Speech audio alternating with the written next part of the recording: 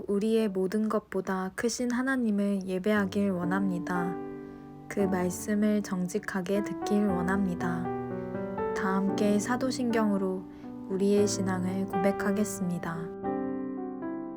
전능하사 천지를 만드신 하나님 아버지를 내가 믿사오며 그 외아들 우리 주 예수 그리스도를 믿사오니 이는 성령으로 잉태하사 동정녀 마리아에게 나시고 본디오 빌라도에게 고난을 받으사 십자가에 못 박혀 죽으시고 장사한 지 사흘 만에 죽은 자 가운데서 다시 살아나시며 하늘에 오르사 전능하신 하나님 우편에 앉아 계시다가 저리로서 산 자와 죽은 자를 심판하러 오시리라. 성령을 믿사오며 거룩한 공회와 성도가 서로 교통하는 것과 죄를 사하여 주시는 것과 몸이 다시 사는 것과 영원히 사는 것을 믿사옵나이다. 아멘.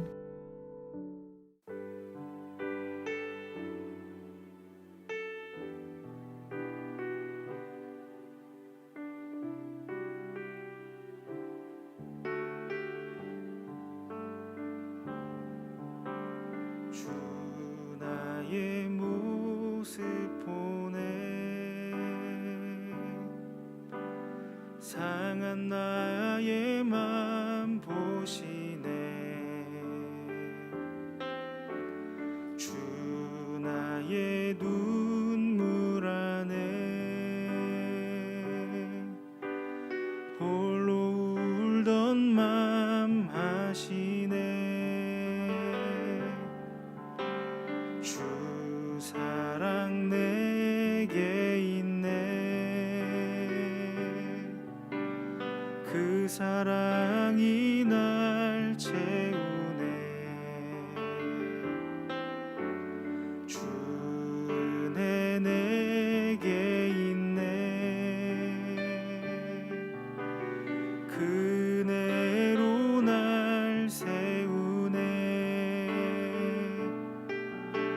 세상 소망 다 사라져가도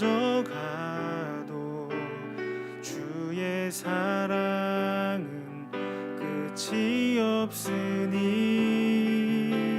살아가는 이 모든 순간이 주 은혜임을 나는 믿네 세상 소망 다 사라져가도 주의 사랑은 끝이 없으니 살아가는 이 모든 순간이 주 은혜임을 나는 믿네.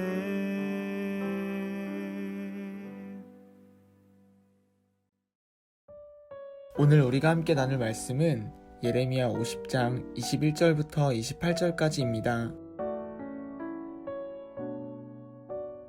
이는 여호와의 말씀이니라. 너희는 올라가서 무라다임의 땅을 치며 그곳의 주민을 쳐서 진멸하되 내가 너희에게 명령한 대로 다 하라. 그 땅에 싸움의 소리와 큰 파멸이 있으리라.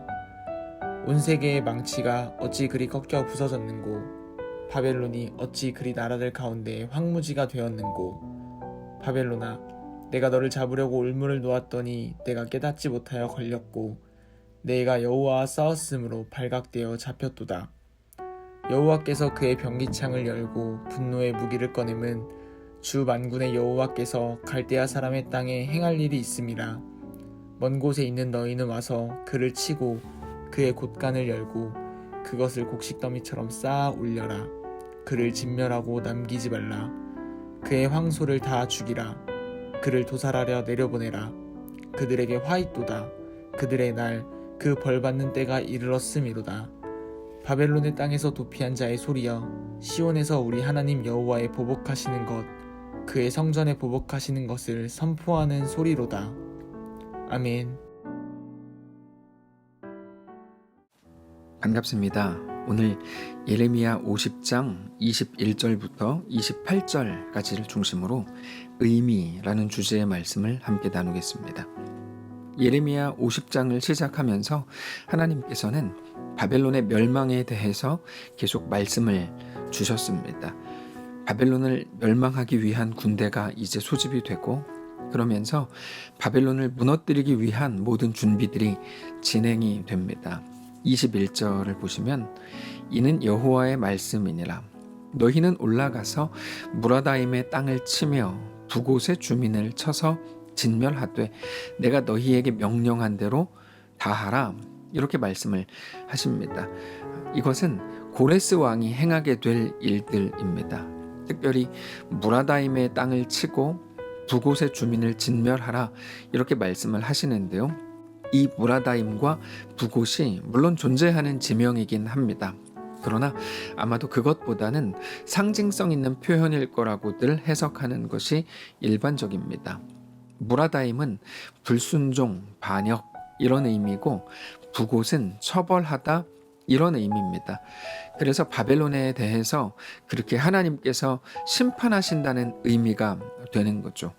그 결과 그 땅에 싸움의 소리와 큰 파멸이 있을 거다, 이렇게 말씀을 하십니다. 22절입니다. 그 땅에 싸움의 소리와 큰 파멸이 있으리라. 근데 그렇게 되면 온 세계를 다 부서뜨렸던 온 세계의 망치가 어떻게 그렇게 꺾였는지, 어떻게 바벨론이 다 무너졌는지를 보면서 사람들이 깜짝 놀라게 된다는 거죠. 23절입니다. 온 세계의 망치가 어찌 그리 꺾여 부서졌는고, 바벨론이 어찌 그리 나라들 가운데 황무지가 되었는고. 근데 이 모든 것은 단지 눈에 보이는 것들에 의해 작용된 어떤 것이 아니라 하나님의 말씀 안에서 이루어지는 하나님의 역사였다는 거죠. 24절입니다. 바벨론아, 내가 너를 잡으려고 올무를 놓았더니 너가 깨닫지 못하여 걸렸고, 너가 여호와와 싸웠으므로 발각되어 잡혔도다. 이렇게 말씀을 하십니다. 그러면서 그 모든 일들을 주관하시는 분이 하나님이시라는 것을 계속해서 오늘 본문을 통해서 말씀을 주십니다. 25절입니다. 여호와께서 그의 병기 창을 열고 분노의 무기를 꺼내면 주 만군의 여호와께서 갈대아 사람의 땅에 행할 일이 있음이라. 여기를 잘 보시면 여호와께서 문을 여신다고 되어 있죠. 그러면서 그 이후에도 하나님이 사람을 모으신다고 나와요. 26절입니다. 먼 곳에 있는 너희는 와서 그를 치고 그의 곳간을 열고 그것을 곡식더미처럼 쌓아 올려라. 그를 진멸하고 남기지 말라. 하나님께서 직접 명령을 하시는 것으로 나오고, 하나님께서 사람을 모으시는 걸로 나오면서, 그리고 나서도 어떻게 행해야 될지, 어디까지 공격해야 되는지에 대해서도 구체적으로 설명을 하십니다. 27절입니다. 그의 황소를 다 죽이라. 그를 도살하러 내려보내라. 그들에게 화 있도다. 그들의 날, 그 벌 받는 때가 이르렀음이로라. 자, 여기에서 그의 황소라고 말하는데 그 말은 힘 있는 사람들을 말합니다. 바벨론에 힘 있는 사람들이 다 죽임을 당하게 될 거라고 말씀을 하시는 거죠. 그게 심판입니다. 근데 그 심판은 겉으로 드러나지는 않지만 분명하게 하나님의 주도하에 이루어지는 일이라고 오늘 본문을 통해서 계속해서 말씀을 주시는 겁니다. 우리는 자주 일어나는 일들에 대해서 그 마음에 하나님 없는, 보이는 것이 전부인 것으로 대할 때가 많습니다. 바벨론이 국방력을 잘 키웠더니 모든 나라들을 이기더라, 이런 식이죠. 나라의 시스템이 어떻고 권력 다툼이 어떻게 되니까 페르시아에게 멸망을 당하더라, 이런 것들입니다. 근데 그게 다 눈에 보이는 것들이 맞습니다. 그러니까 다 사실들이죠. 근데 성경은 무엇을 말합니까? 그러면 다른 나라들이 왜 바벨론에게 무너졌었는지, 그리고 바벨론의 나라 시스템은 왜 그렇게 또 엉망이 됐는지, 권력 다툼은 어쩌다가 생겼는지, 이런 모든 것들이 그냥 우연히 그렇게 나락으로 떨어진 게 아니라 보이지 않는 하나님의 역사가 그 속에 있다는 겁니다. 자, 그거를 아는 게 왜 중요합니까? 그게 바로 우리의 삶에도 똑같이 적용이 되기 때문입니다. 공부를 안 해서 성적이 안 나왔고, 그러니까 어떤 시험에 떨어졌고, 그래서 인생이 어떻게 됐고, 이 모든 것들은 눈에 보이는 팩트입니다. 그러나 거기에서도 하나님의 이끄심이 있는 거고 하나님의 역사가 있다는 거죠. 그런데 하나님의 이끄심이 있다는 것이 네가 뭐 예수 잘 믿었으니까 좋은 일이 생겼고, 네가 신앙생활 잘못했으니까 뭐 시험에 떨어졌다, 이런 결과론적인 말이 아니라 우리 눈에 보이는 모든 일들이 하나님의 주권 아래에 있다는 것을 알아야 된다는 말입니다. 단지 그래서 전에도 자주 말씀을 드렸지만 우리 삶을 결과론으로 보는 것은 굉장히 지혜가 없는 일입니다. 그럼 뭡니까? 우리의 최종 결과, 최종 결론은 마지막 날 하나님이 우리 가운데 선포하시는 메시지를 통해 알게 될 겁니다. 그럼 오늘은 뭐죠? 거기까지 가는 모든 과정입니다. 근데 그 과정을 내 실력으로 가는 게 아니고 하나님의 이끄심 안에서 가고 있다는 겁니다. 그래서 지난 주일 2부 예배 때 설교 후에 불렀던 찬양이 있었죠. 주께서 주신 모든 시간 헛된 것 없네. 그 어느 것도 주의 뜻 알기 어려워도 이유 있음을 알기 원해. 나의 모든 걸음이 주님 안에 있기에 주의 이야기 되네. 내 안에 한계를 넘어 일하시는 주, 크신 주의 은혜 내 삶을 이끄시네. 인생의 처음과 끝을 주관하시니 모든 삶 주님께 맡기네. 이렇게 고백할 수 있게 되는 이유는 바로 하나님의 역사 때문입니다. 단지 내 실력대로 내가 잘하면 복받고 잘못하면 벌받는다, 이렇게 간다면 그 안에 하나님의 개입하심이라는 것은 있을 수가 없습니다. 기껏해야 하나님은 상벌을 주시는 기계 정도로 우리가 인식을 하게 되는 건데, 그거는 절대로 성경이 말하는 내용이 아닙니다. 이것을 어떤 염세적인 사람들이 들으면 그러면 아무것도 하지 말라는 거 아니냐? 이렇게 반박할 수 있겠지만 절대로 그런 말이 아닙니다. 우리가 그토록 도망치고 싶은 현실, 그래서 이제는 완전히 힘을 잃고 어떤 의미 있는 일도 내 삶에는 더 이상 가치 있는 것도 만들어질 수 없다고 생각하는 그 상황 한가운데에서도 우리의 삶은 하나님으로 인해서 의미와 가치가 만들어질 수 있다는 거죠. 내가 잘못해서 벌 받아요. 그러면 그거는 이미 결과론이기 때문에 아무것도 만들어질 수 없는 거야. 근데 그렇지 않다. 하나님은 그 속에서도 하나님의 주권적인 역사로 놀라운 일들을 만들어낼 수 있다. 너희의 인생 속에서도 라고 말씀하시는 게 성경입니다. 우리 삶의 가치와 의미는 우리가 우리의 실력으로 만드는 게 아니라 하나님의 역사 안에서 하나님의 주도적인 붙드심으로 만들어진다는 겁니다. 눈에 보이는 게 전부가 아니라는 말이죠. 그거를 성경은 뭐라고 말씀을 하십니까? 믿음이라고 말씀을 하시죠. 보이는 것으로 그러므로 행하지 말고 믿음으로 행하라, 이렇게 말씀을 하시는 겁니다. 그래서 오늘 본문 28절에 그것을 이렇게 말씀하세요. 바벨론 땅에서 도피한 자의 소리여, 시온에서 우리 하나님 여호와의 보복하시는 것, 그의 성전에 보복하시는 것을 선포하는 소리로다. 이 모든 일이 페르시아의 새로운 국방력 또는 어떤 신무기, 바벨론의 내부 분열이 분명히 있었겠죠. 그러나 그런 것들이 진짜 이유가 돼서 바벨론이 멸망하거나 또는 페르시아가 흥하게 되는 게 아니라, 그것들은 눈에 보이는 것들일 뿐이고 보이지 않는 진짜 이유가 따로 있다는 거죠. 그게 바로 하나님의 말씀이라는 겁니다.